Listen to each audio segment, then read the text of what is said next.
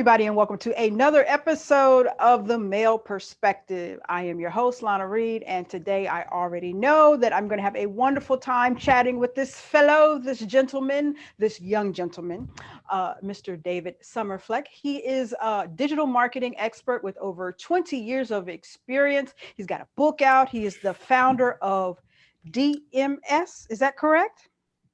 DMS.BLUE. DMS are my initials, and it's also what I do as a digital marketing specialist. And blue is my favorite color. I see. I just started picking it up when I was, younger, and just decided stick with it. Awesome.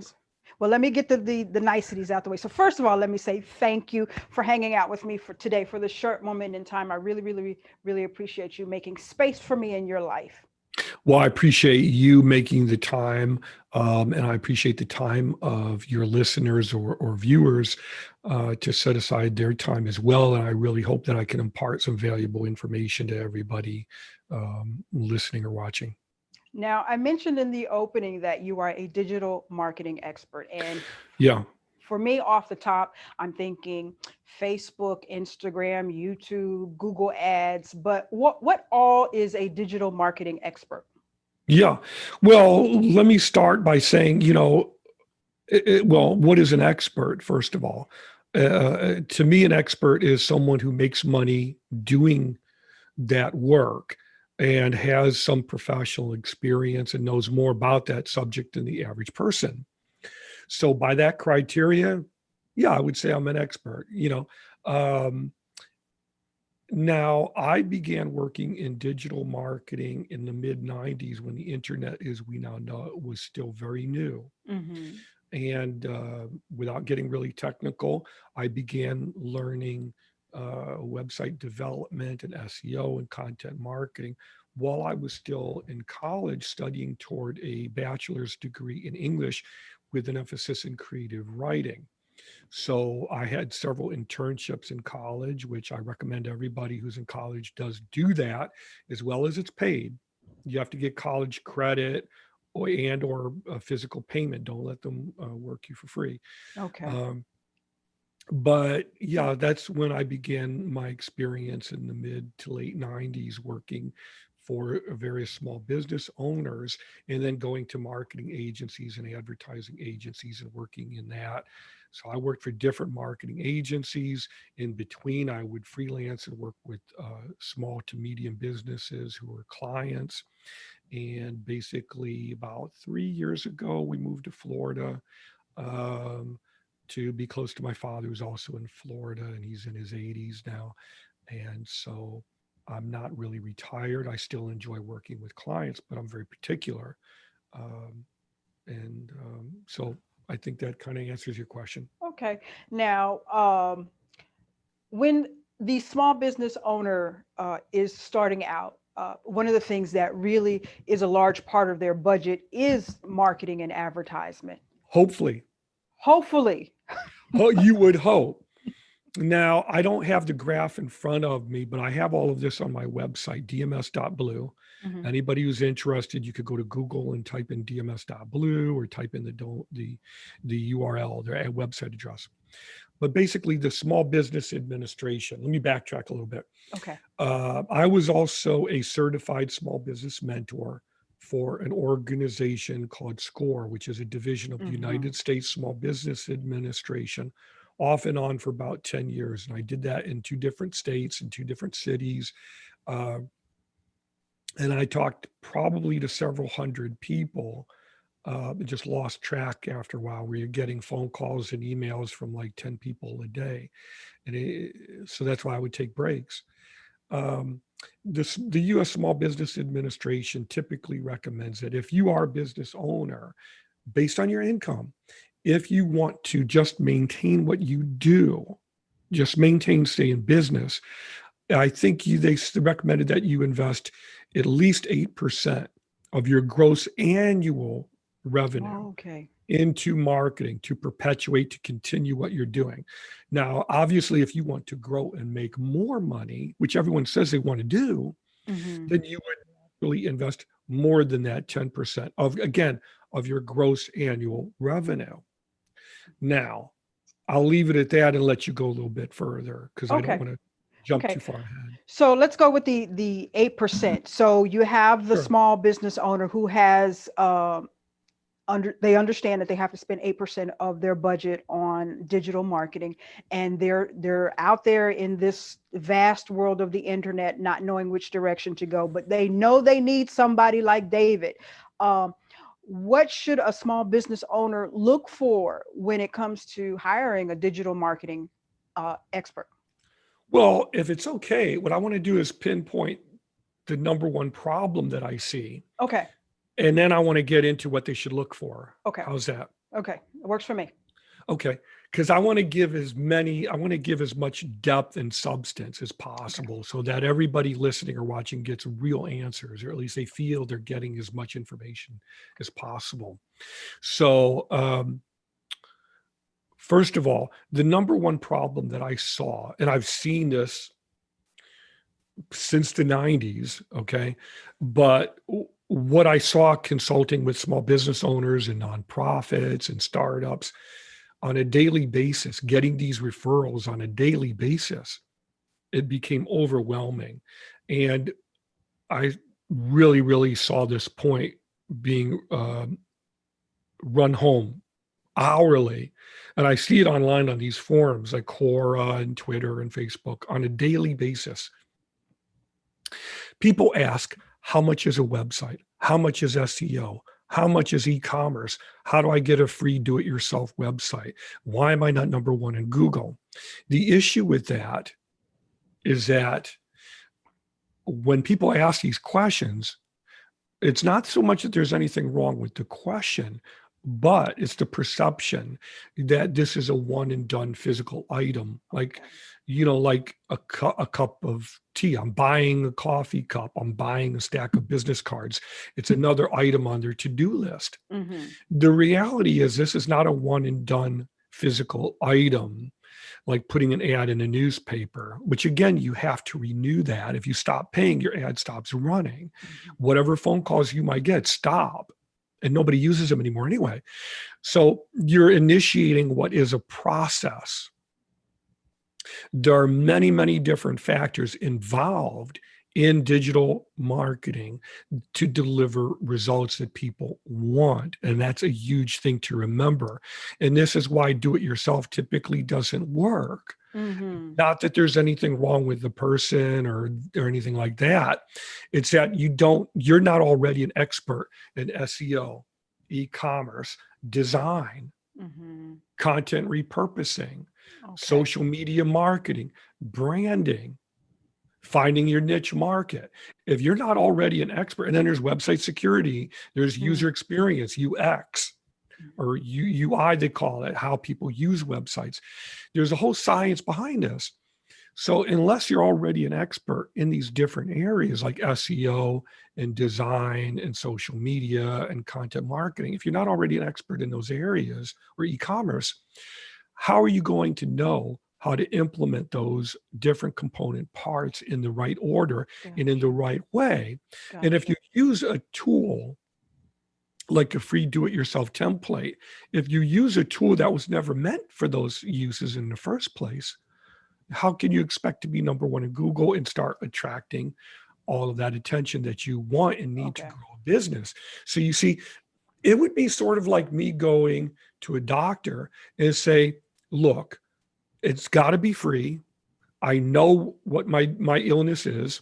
I know how you should treat me. I know what medicine you should give me and how you should give it to me. And the way you treat me should either be free or super cheap. Well, the doctor's going to kick you out. Mm-hmm. Say, come on, I can't do that. The same thing with a mechanic or a lawyer or an accountant or any other professional. So it's only because that there are so many companies offer these free do-it-yourself templates that I think so many people they think that, I could be number one in Google and get all this attention by using a free do-it-yourself tool that in reality was never meant for that. Mm-hmm. These things were never meant for you to be number one in Google and grow a business. They'll even tell you that. You know, if you go to Wix or Weebly or Squarespace or WordPress.com and so on and so forth, these are meant more for hobbyists. Got That you. if it, and again, what is the definition of DIY? Do You it yourself. do it if it's not important to you. Do it Got yourself. If the results are not important to you, go ahead. understood. Am I going to fix a toilet? Sure, I'll try fixing the toilet myself. But guess what? If it starts leaking or something else happens, you know, where it backs up, well, my wife's going to get really mad at me really quick, and for good reason, right? Yes. Because who's going to be there with the plunger for 2 hours trying to fix it? Then, then what happens is you get on the phone with a plumber, a professional plumber. You say, now I have a real objective that I want to achieve.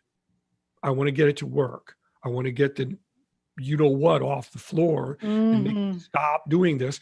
And you're almost always willing to pay what they tell you is necessary. Mm-hmm. You don't go to the doctor and negotiate what you're going to pay. You go there because you're in pain and you want the pain to go away. So it's the Gotcha. same thing. I work with clients who say, look, I value this. This is a real business to me. It's not a hobby. It's not a game. This is real to me. I have a family to support. I Mm. want to make more money. I'm willing to spend $2,000 or $3,000 if it means 6 months from now I'm going to make $20,000 or $30,000. Understood. Understood. And very seldom do you meet someone that you can't do that for. Only when they're a control freak or they're not willing to do that, that's where you look, I can't do this work if you're Okay. going to stand in my way. So that's kind of a long answer to a short question, but I want people to know this because it is very common. Statistically speaking, the average number of businesses that go under is between 95 and 99%. The Mm-hmm. number of small businesses in the United States that go out of business within 1 to 3 years, according to the U.S. Small Business Administration. Now, with COVID, that number is understandably Oh, going yes. to be greater. Yes. If you're a minority business owner, then those stakes are going to be higher for you. The odds are going to be higher for you. This is not my opinion. It's This the is fact. statistical fact according to the U.S. Small Business Administration. So if you want to win, play to win. Okay.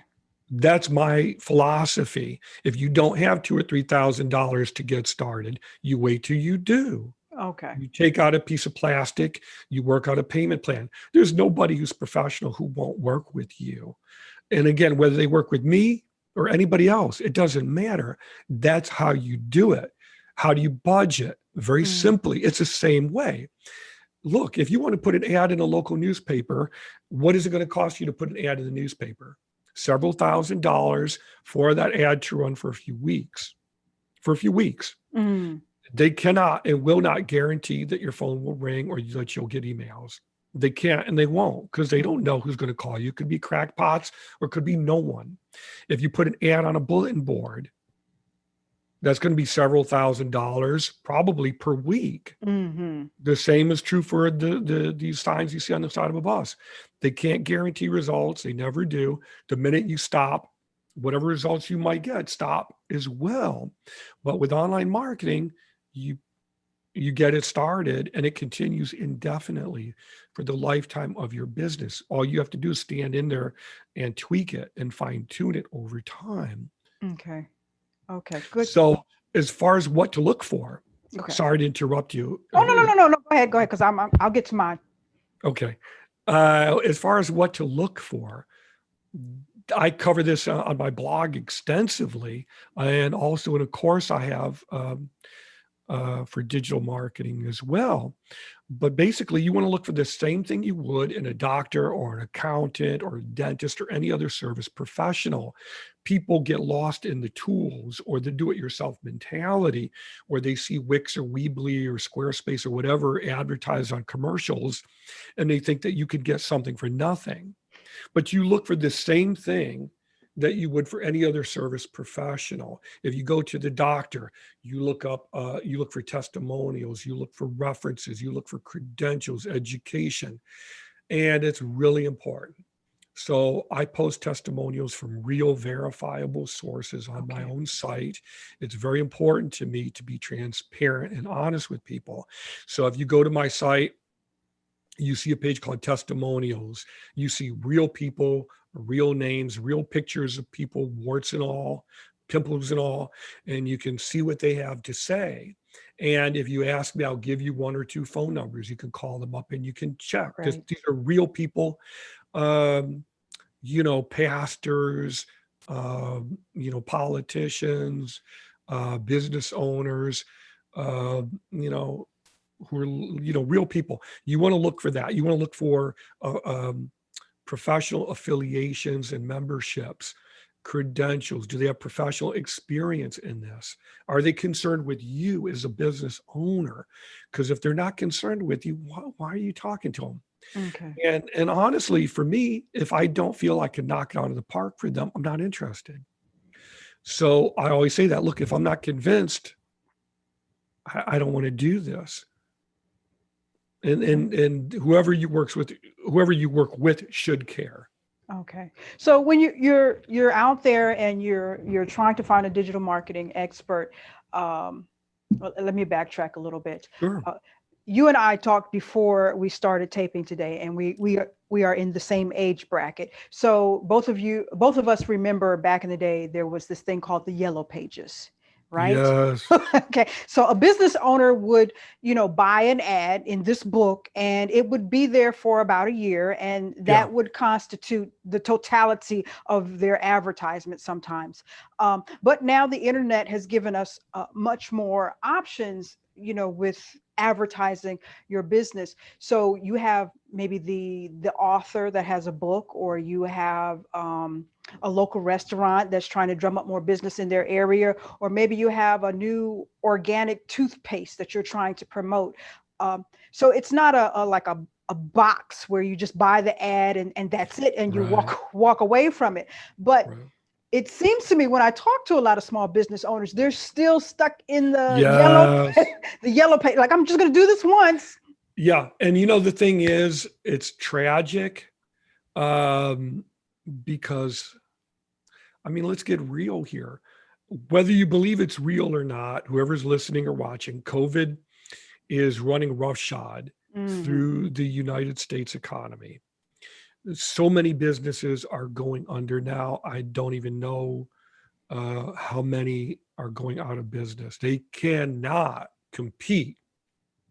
Now, I remember when COVID first began, my wife and I were talking about it, and I said, we've got to find a way to get groceries delivered to our home because, we're both, getting up there. I believe COVID is real. So whoever doesn't, God bless you. Mhm. I don't want to risk getting it just to go to the grocery store.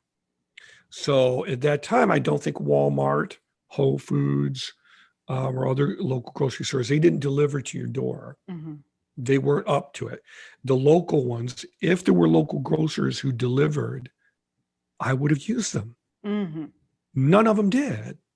Now, about a month or two later, they all came in line. We use Instacart, Mhm. Walmart, Whole Foods, all of them, they all deliver groceries right to your door. And yet, most local mom and pop shops, that term, they don't deliver to your door. Mm. Very few, if any, offer curbside pickup. Mm. And very few, if any, have e-commerce on their websites. And here's what I always say. Look, whatever business you are, you need money. What is it about money that you don't like? I don't understand it. Mhm. Whatever's going on in your life, you need money to pay bills. So whenever I look at a person or business's website, there should be e-commerce on it. What is e-commerce? People get lost in technical terms, not in achieving goals. Mhm. Don't worry about the terms. Worry about the goals that you want to achieve. So whether it's a clinic, a grocer, an accountant, a local pub, um, a retail store, beauty salon, Mhm. um, whatever it is, you need money. Why don't you have some way for people to pay you on your website? Mhm. Why is that such a mind-blowing thing for people, but they don't have it? Okay. I have it on my own site. I've had it for about 10 years now. If you have a bill to pay, you should be able to go and pay the bill. Mm-hmm. If you want something delivered to your home, you should, as a business owner, you should be able to ship it or deliver it, or they should be able to come pick it up. There are still businesses today that don't have it, have no plans for having it. I Mm. remember I ordered this jacket actually from J.C. Penney, pretty well known, right? Mm-hmm. I ordered this, I don't know when, it was a couple months ago, right before COVID came. And they wouldn't ship it to your home. I had to physically get in the car and drive to go pick it up. And not just to the nearest store, mind you, but to the store that had it, because they wouldn't ship it to the closest store. I didn't mind because I like blue Uh-huh. and I enjoyed the drive. So my wife and I said, well, it'd be a nice, pretty drive out to this area. It's a very affluent area. We can go Mm-hmm. for a walk in the park afterwards, which is always nice. So we did all that. But from a business standpoint, it's pretty ludicrous if you think about it, Yes. The amount of because customers you lose out on.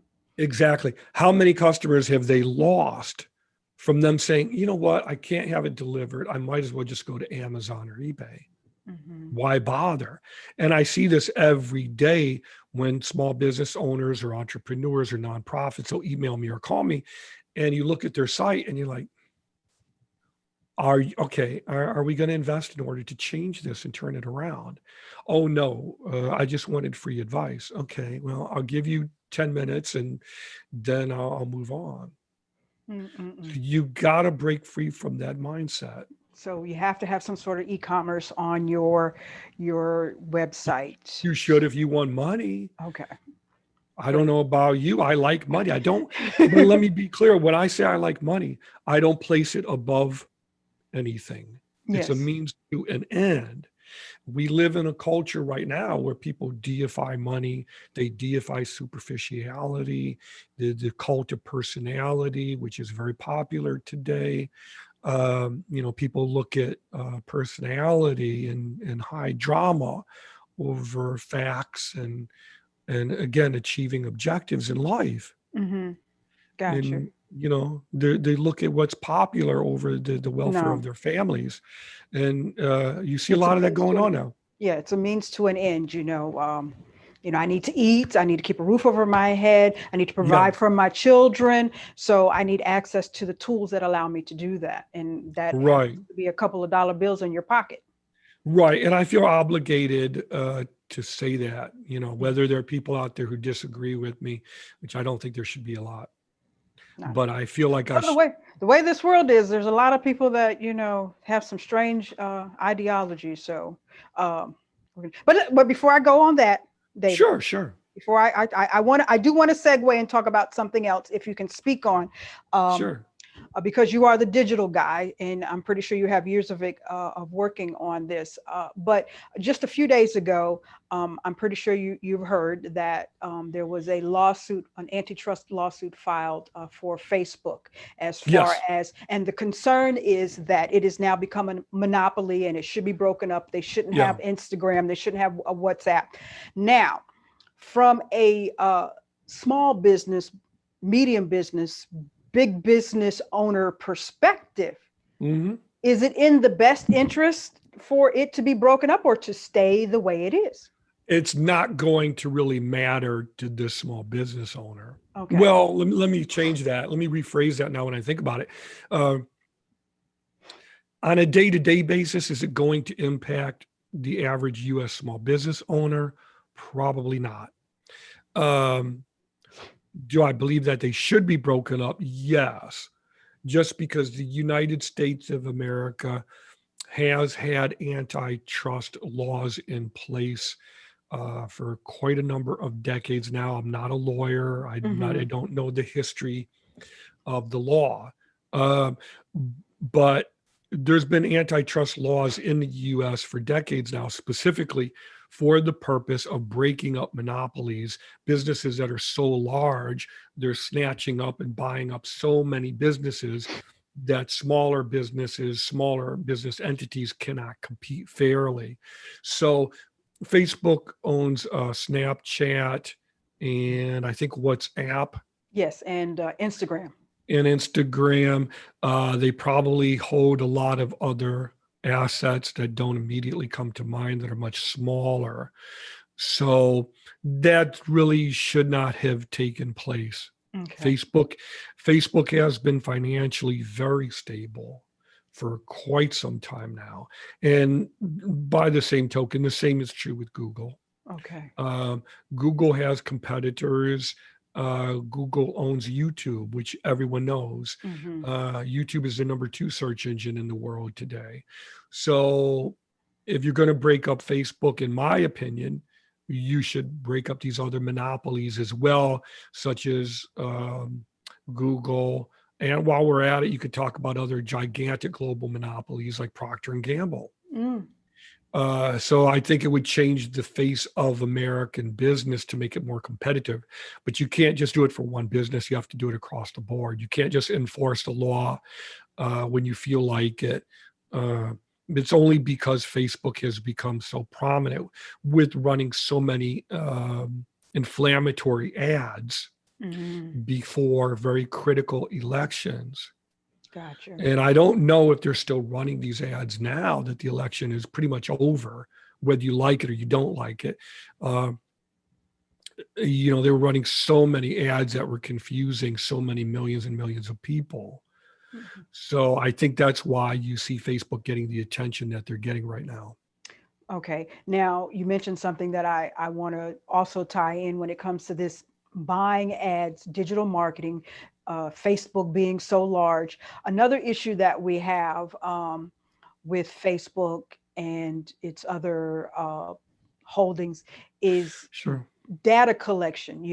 People are screaming about the way Facebook collects data, but it's very important to the business owner that Facebook collects this data, because that's how they make sure that they're not a bakery that's buying advertisement space to somebody who's belongs to a diabetes support group.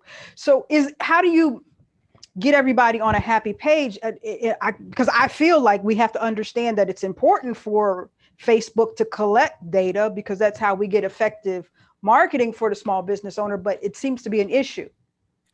Well, it's an issue insofar as if you are, well, let's look at it from the user perspective, right? Okay. I use social media not to the extent that really people probably expect me to. Mm-hmm. I'm retired now. I work with clients. I have my wife and I have a team of freelancers I work with.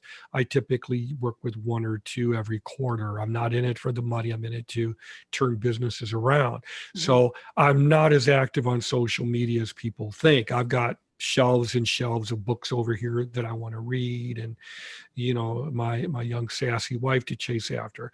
Now, so that being said, if you're a business owner, it's important to look at social media marketing and say, this is a means by which to promote my business and advertise my business, not talk about what you had for breakfast.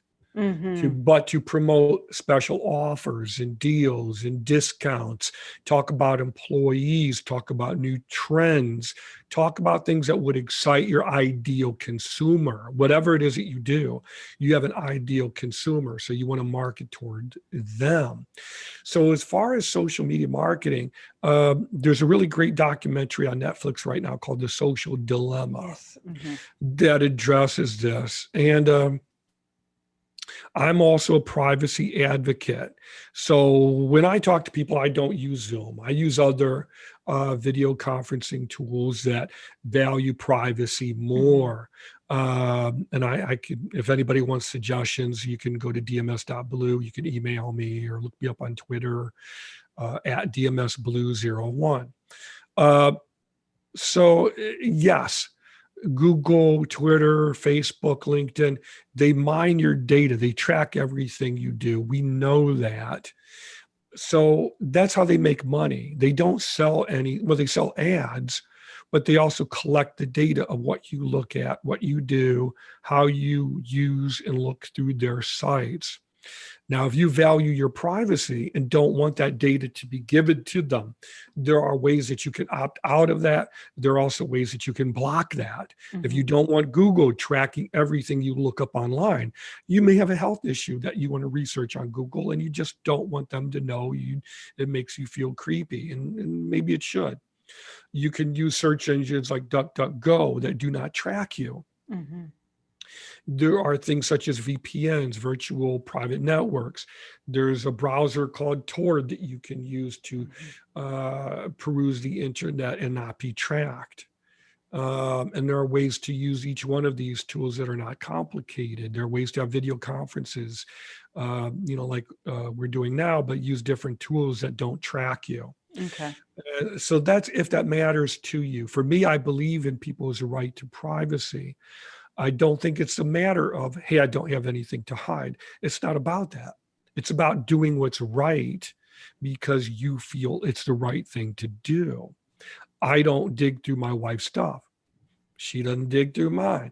It's the right thing to do because you value each other's sense of privacy, right? Okay. So that's kind of the same way. People always say that, well, I'm not hiding anything, so who cares about privacy? Or I just can't get away from it. Mm-hmm. Well, yes, you can.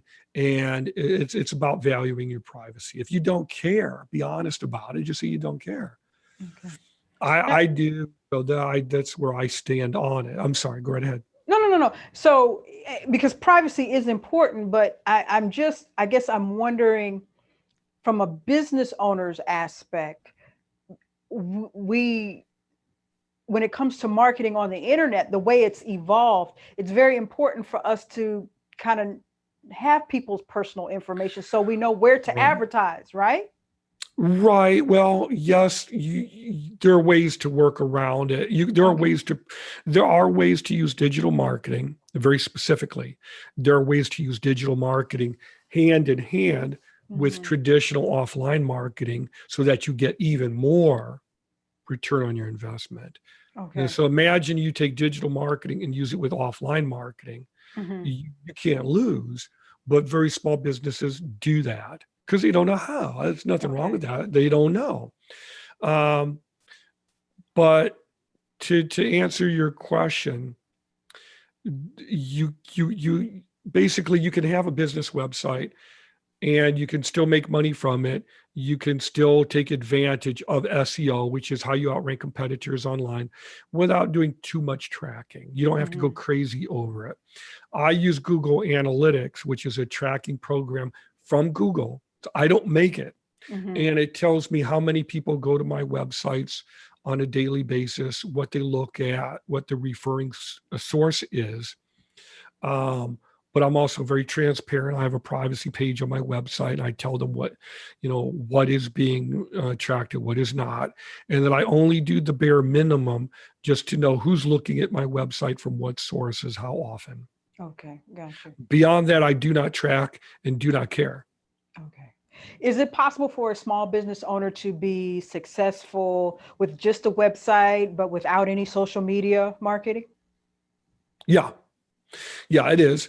But without social media marketing and just having a website, yes, you can, depending on your market. If you're a small business and you're in a market, say a small town where there is an interest in what you do and a Mm-hmm. need for what you do and little competition, then yes, you can go through to the top of Google.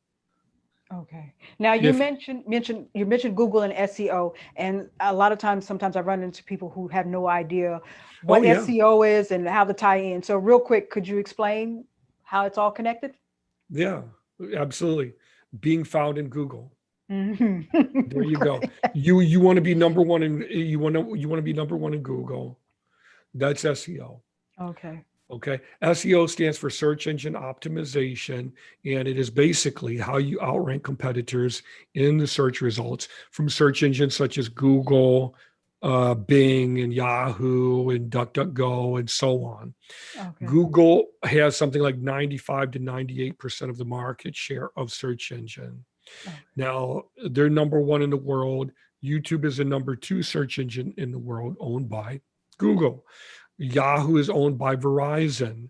So they take a good percentage of their SEO results from Google. Okay. And Bing does as well, honestly. And Bing makes up something like 2%, I think. Mm, The search engine market, statistically, it's usually only used by retirees and people who are much older because they'll have their computers and Microsoft Windows. They use Bing because it's already mhm. baked in, if that makes sense. So Okay. they're going to use Internet Explorer because it's already baked into the computer.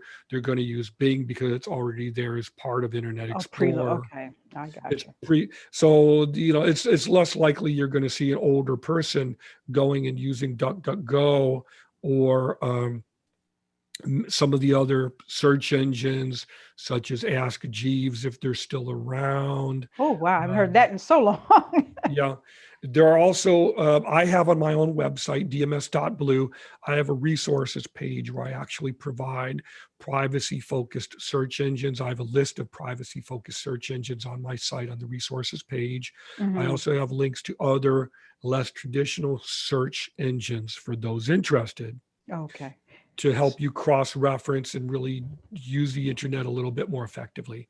So I hope that answers that question. Okay. Yes, but let me, if you can, to explain a little bit further. So I'm on Google, and let's say I'm in Pensacola, Florida. Let's just say, because I think I heard you say you were in Florida. So I'm Sure. typing on Google, and I type shoe repair companies. What makes the one on Third Street show up before the one on Palm Drive or something? How does? Right. That's called geo tracking or Okay. geolocation. So usually people search with their phones, Hmm.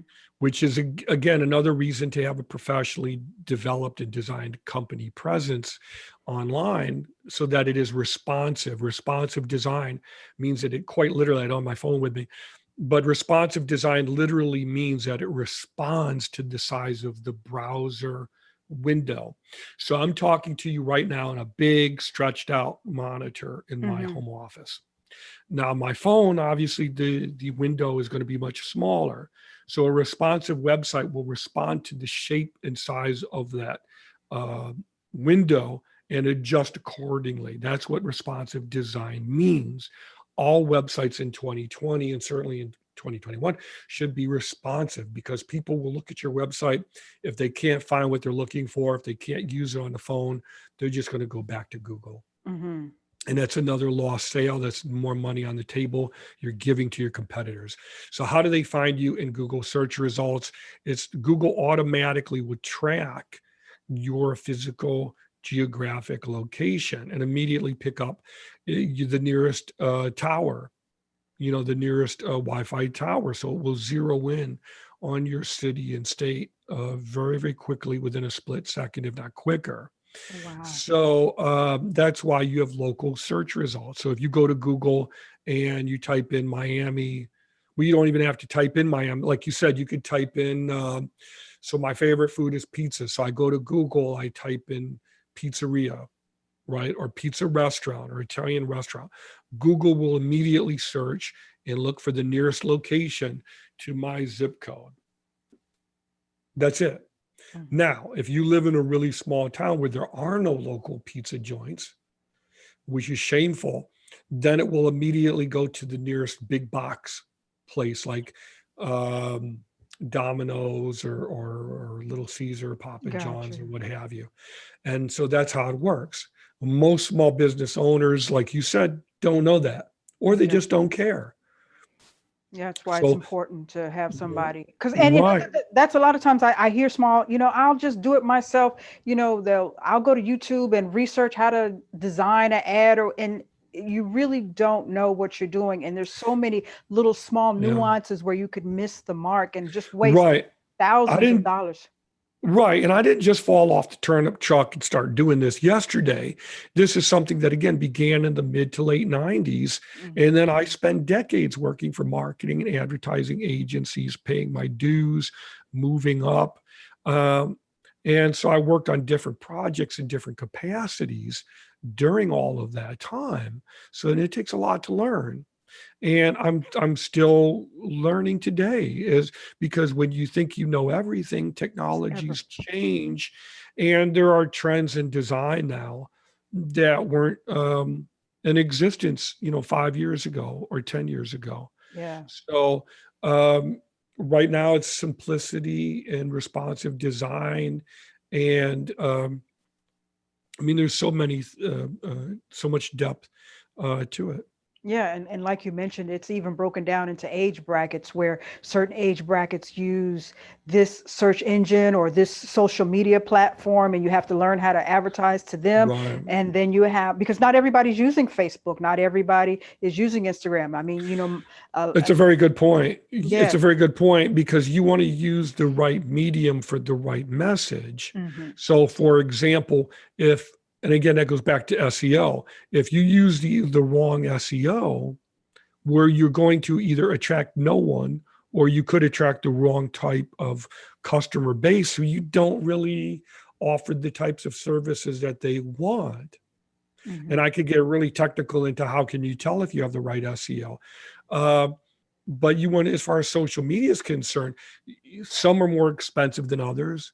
Some are more particular than others. So, for example, Facebook is used by over 2 billion people per day, which is why political advertising on Facebook was so powerful. So you could have all these crazy ads for whoever side you're on that were very inflammatory, and it would get people really upset, and they would Hmm. think one person is evil or the other person is evil, or so and so did this or so and so did that. But you don't know until you can compare this to three or four established news sources like the New York Times or the Washington Hmm. Post. But if we use Facebook as a marketing tool for social media, for example, Facebook is going to be more affordable, but it's used by over 2 billion people a day. So it's very scattershot. Mm. You're basically going to the biggest nightclub in the world where there is no velvet rope and everyone and anyone can go. Hmm. Okay. So everyone and anyone is going to this club. You can have people who are 14 years old who are saying they are adult business owners, right? They could show you a picture, a photograph of a male model or female model, but not be one. Hmm. And they can misrepresent themselves online. You probably won't know it. So that's extremely popular in Facebook. And anyone who uses it knows that. Hmm. So when you spend advertising revenue in Facebook, that's who you're marketing to. So it could take months to fine tune that and find who is it really going to, who's really looking at my ads versus how many people are clicking on it and then going to my website and making a purchase. Yes, you can track all that, but it could take months to find that out. So that in and of itself can be very costly. Whereas LinkedIn is much more surgical. It's more expensive, but you're also um, promoting whatever it is that you want to advertise to more very niche, a very more Got you. narrow group. These are people who are supposed to be legitimate business owners. And you can usually tell if they're fake because they don't have a photograph. They don't really list any background for business. Hmm. And again, it all comes back to checking. Look someone up on Facebook, on Twitter, LinkedIn Do your before due you do diligence. right. And when you advertise on social media, bear that in mind. Watch a few episodes of what's that show? Um, what's that one? The name's right on the tip of my tongue. Um, where they, what's the one? The fish, Catfish. catfish. Yeah. Hmm. Watch a few episodes of Catfish and you'll know more all about, people misrepresenting themselves online, where the woman says she's a male model and she's 21, and then she comes out and she's really, 65 and Yes. overweight and has dentures or whatever. Yes, there's always good and bad with technology and advancements, and Right. So this when you ability to hide behind the screen is really one of the drawbacks of social media. I mean, well, the internet, I should say. Yeah. So when you advertise online, you have to be cognizant of that fact and tailor your approach accordingly. Mhm. You don't want to just send ads and have people click on ads alone. You want to also have marketing content. So write an article. That's what, when people talk about blogging, you want to have at least a 90-day supply of blog posts that are speaking to the needs of your ideal market. Okay. So for me, it's, well, what is digital marketing? How do I budget? How do I use it? What is social media? How does it work? How do I begin? All these different types of questions that a client could have. So if you're an accountant, you should be writing about the concerns and pain points of your ideal client. Um, Whatever your business is, if you own an HVAC company, write blog posts about the pain points and questions of who your ideal customer would be. If you're a restaurant owner, you're in a great place. You should be producing videos showing people recipes, talking about ingredients, writing blog posts, having a podcast where you talk to other restaurant owners. There's nothing like that that I know of. Talking Mm-hmm. about recipes and how to cook, you Mm-hmm. know. So Especially there's in so, COVID, they're going to have to reinvent and tweak things to stay relevant and, be able to come out on the other end when we get through this COVID crisis. oh my God, yeah, I probably have gained weight since COVID began. I mean, so much home cooking now. Oh, I was telling my wife I've never had so much good food in my life. We ordered Whole Foods, Whole yes, indeed. Foods. We got Publix, Whole Foods, Walmart. Got Amazon, Amazon Prime, eBay. I could order it in stock and stockpile it. Oh my God. I could, I should start blogging about recipes now, Yes, indeed. It just but it it's not my wheelhouse. Yeah, but it the thing to me, it just brings me back to I just remember I don't remember my grandmother going out to eat on a weekly basis that that was cooking every day. So I think Right. it's just full circle, how it is. People really like now I understand if you're on the road a lot, but you remember, before COVID, if I had to go see a doctor, it would take 45 minutes to an hour to get there with traffic. Didn't matter if they were down the street or on off the interstate, it would still take 45 minutes to get there with traffic. You go to the doctor, what happens? You wait. Mm-hmm. You wait in the lobby. Then you go in, you see the doctor. Then you wait some more. You're in there for 10 minutes. Then you go home. It takes 45 minutes to an hour to get home. Well, we're driving on the interstate, might as well stop and get groceries. That's going to take an hour to do that. Now you can see your doctor with what's called Teledoc. All it is Yes. video, like we're doing now. They just Yes. give it a fancy name so they can promote that their own way and brand it. Another business. Um, but we have the opportunity now, despite the chaos that's going on. We have the opportunity to save so much time, Yes. save so much money. You Yes. don't need to be eating out unless you're a truck driver and you're on the road. Hmm. And even the truck drivers, God bless them, because what the service they provide is invaluable. But even them, I'm sure many of them, they buy groceries and have things on the road. You don't eat out every meal. Hmm. It saves so much money, so much stress. And now every time you go out, you could risk getting COVID. You have to wonder, even if you think that you're Superman or Superwoman and it won't hurt you, you could still be giving it to someone who has a compromised immune That's system, right. That has a you know, comorbidity. Yes. or just someone who's in their 50s, who doesn't want to get it and could walk away Yeah. differently. There's so many celebrities online now on Twitter and everything talking about their experiences now and what they've gone through. Alyssa Milano is very Yes. popular, and she talks about it. If you don't believe her, you think she's phony. Um, I read Nancy Grace on Fox News now, her Yeah. entire family. Her whole family, Twink, everybody. Right. And she's saying that she believes COVID is real and it's impacted them very dramatically. So whoever your favorite celebrity is, most of them, I read, what was it? The game show host, Wink Martindale, came out and Hmm. said that he felt COVID was not real. Then his son got it. And then what did Hmm. he do? He dropped off of Twitter immediately.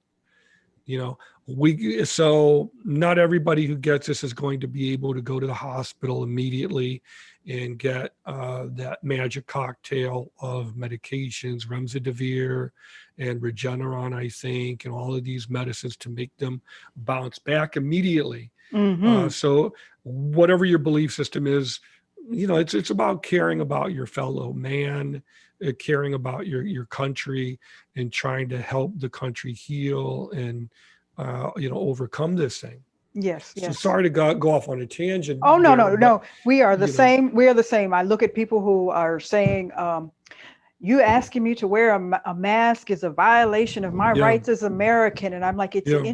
it's an inconvenience. It's not a violation of your rights. Being denied the access to vote is a violation of your rights as an American, not Yeah, very, right. no, We wear a seatbelt when we get in the car. Now, you can choose not to wear the seatbelt, but if you get in an accident, you could die from it.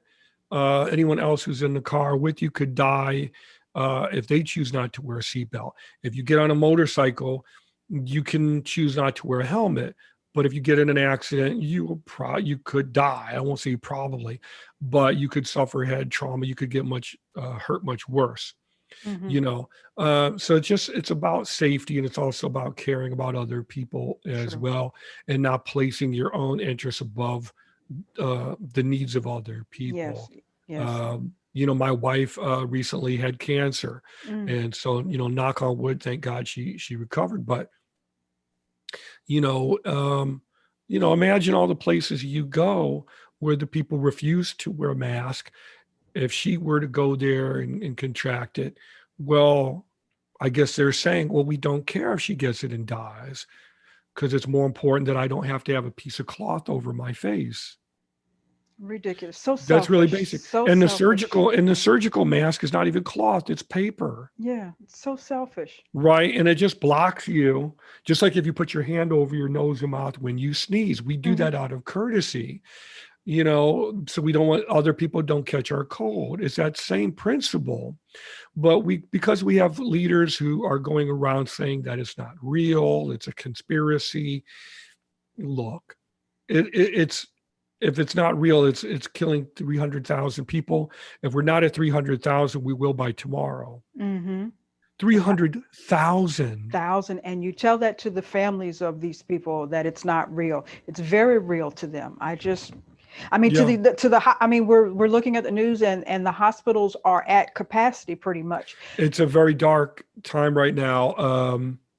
My wife and I were looking at some chart, I can't remember, that tracks the emergency rooms in individual areas. And we live near Cape Coral in Florida. Okay.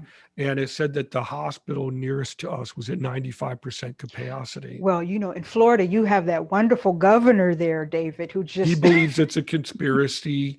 he just And he believes it's a conspiracy out to get him. And he doesn't want that publicity given to it. And he's the governor, so he can do that. So the alternative is, if you disagree with his ability to do that, when he runs for reelection in 2022, I think, cast your ho- ballot. hopefully people will still remember and vote him out. And if you're a Republican, you can vote for a different Republican who That's right. believes that COVID is real and will take the precautions to help save lives. The Republican Party was not always the I party know. espousing separatism and divisiveness and us against them. Abraham Lincoln was a Republican. He was not hmm about um, pitting people against each other. He wanted to bring the country together. hmm Um, and I should point out too that, I mean, actually opposing the country or opposing that was considered treason. So I get that a lot of people out there are disappointed with the way things are, or the way things have been or are going or whatever. But it's really about trying to care about other people. So sorry to go off on that tangent. Oh no. I am still a digital marketing Yes. expert, but But I'm you're not without multifaceted. right. I'm not without compassion, and I'm not uncaring. And I think if you're an adult in 2020 right now and you see what's going on in the world, I think you have a responsibility to try to be caring and try to be a responsible adult. It's like what Malcolm X said, that those who do not stand for anything may fall. No, wait, those who don't stand for something may fall for anything. hmm And it's a very powerful quote if you think about it. Those who don't stand for something may fall for anything. So I think it's really important that, if you're a caring, compassionate person and you care about the greater good, you take a stand. Yes, take a stand. And at the very least, just put a piece of paper right here. Just that's all. I mean, just, run in the Right. store, run out. I mean, we're not asking for much. We're not asking for much. David, I have talked to you for more than 30 minutes. I knew it was going to happen. I apologize. But I'm going to do my random question. And then I want you to Sure. tell everybody, because you also have a book out that I didn't get a chance to talk about. Yes. And maybe we'll just have to have you back because I just didn't get to run my mouth with you enough. I don't know. But we'll do the random That's question fine. here. Let's see what we got here. Let's see what we got. What long shot have you taken that has paid off? Marriage. Ah! That is a long shot, right? Yes, yes. What are the statistics for marriage now? Are they still sitting around 50-50? Something like that. I don't know for sure. So I don't know if that's really a long shot, but that's the first one that comes to mind. How long has it been now? Well over 20 years. Congratulations. Thank you. The smartest thing I ever did. Awesome. Meet someone, a good man or a good woman. And if you're transgender, then, however they identify, you find someone who, synchronizes with what you value in life and what you enjoy and your personality. Make sure that the two of you have no harm or ill intent and are doing anything destructive, and you trust each other. Awesome. Awesome. It's a beautiful thing when you do it right. I always enjoy watching couples who actually finally figure out how it all works, all the cogs and wheels.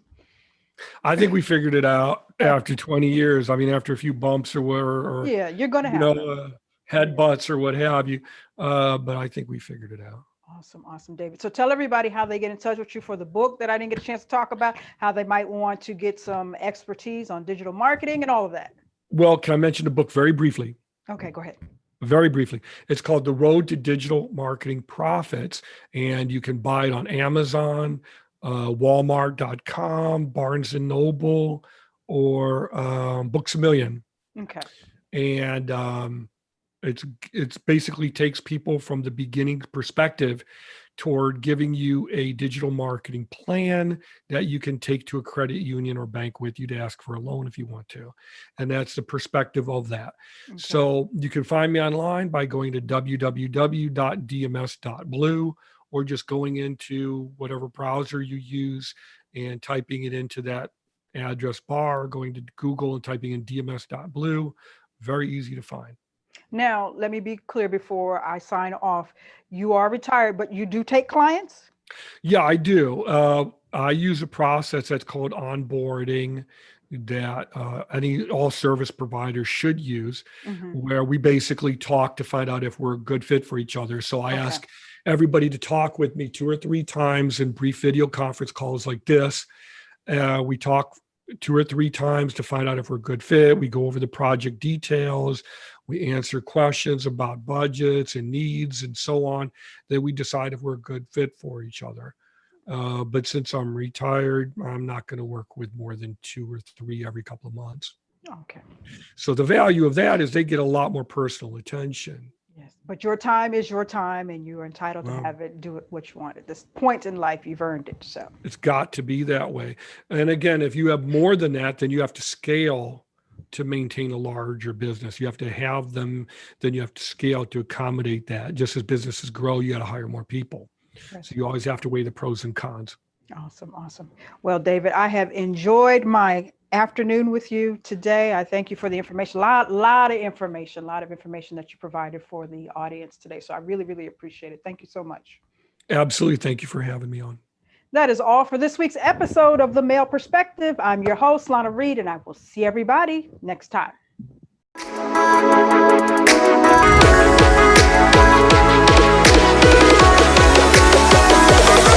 Oh.